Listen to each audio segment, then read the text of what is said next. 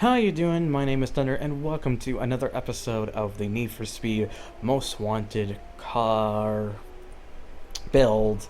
I'm still pausing after that. I'm not quite sure why. But in this video, we're going to be using the first Audi I think I've actually used in this entire series with the 3.2 TT Quattro. Why did I get those two mixed up? It's the TT 3.2 Quattro. There we go.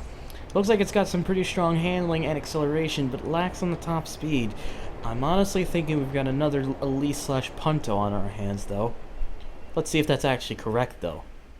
To find out whether I'm correct, it's of course always time to go to the Petersburg test track, where I'll have 6 laps to go around the track to get as fast of a lap time as I possibly can. The current leader is the Porsche Carrera GT with a 57.45 second time.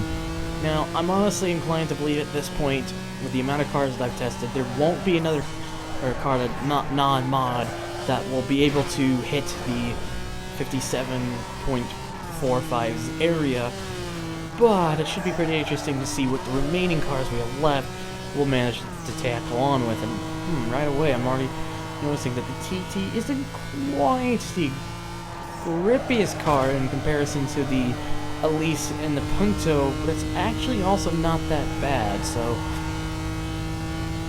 for all I know, we may have a decent car on our hands in terms of time-wise, or at least I can hope so. It does tend to lack, of course, on top end, which is, of course, going to be the car's biggest problem, to say the least. But, well, it should be interesting to see exactly what kind of time we will be able to achieve from here. So, 107 flat.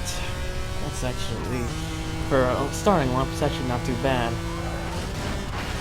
course, I cut in there, but again, mostly because it's just kind of easier to do so, because I find it makes it a little more easier to enter that next corner that precedes the second jump a little better. I find.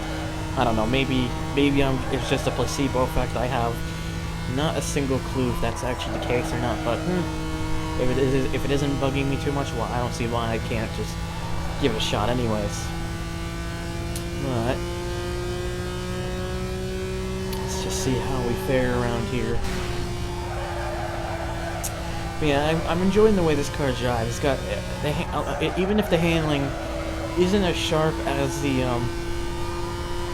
as some of the other smaller cars, it's definitely not. It feels faster than it actually is. I like to say. What time am I gonna get though? Really? Only a 103.05. Uh-oh, we may have a bit of an issue here. This TT could be the case of it's nimble on itself, but it's the fact that it may definitely be lacking the top end.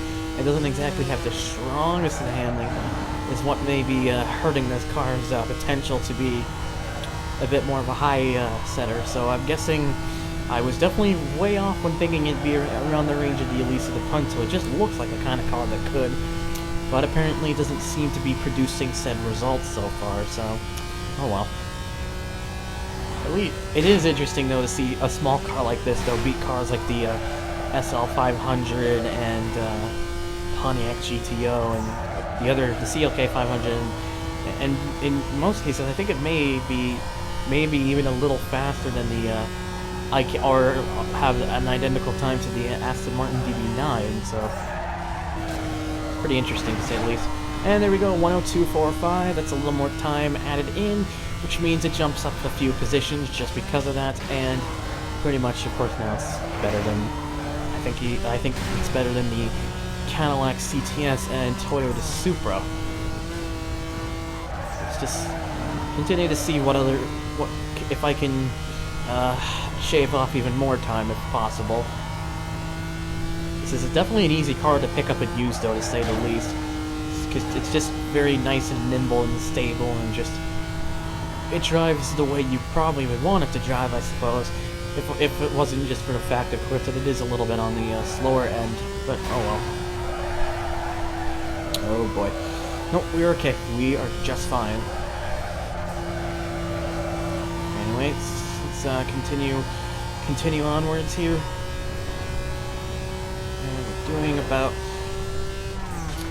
doing good with the speed, I'd say. Oh boy, it's okay. 103.01. So I guess we kind of know where exactly the TT will tend to fall under in terms of time-wise. So well, it's gonna be. Just I'm kind of a bit disappointed. I'm not terribly disappointed. Not like Gallardo disappointed or nothing, or hell, Murcielago disappointed. I think I was more disappointed with the Murcielago because couldn't even beat the Gallardo, to say the least. But I'm a little bit disappointed. It's not as what I was expecting. But you know, I guess because of the fact that it's not as sharp as the handling and whatnot, it could be. It's probably the very reason the car isn't quite getting any higher than it actually is at right now. So you know, I guess, as I've been saying quite often for some reason in these, it is what it is. The me saying it is what it is counter is way too damn high. It's just so high. Let's see, 102.96. All right, got one more chance to try to beat that 102.45, and the good thing with this TT is I seem to be very consistent with this car. That's what I mentioned with the fact it's very easy to drive. It's easy to just get the feel of it and be able to know when exactly to make the most out of the car. So I'm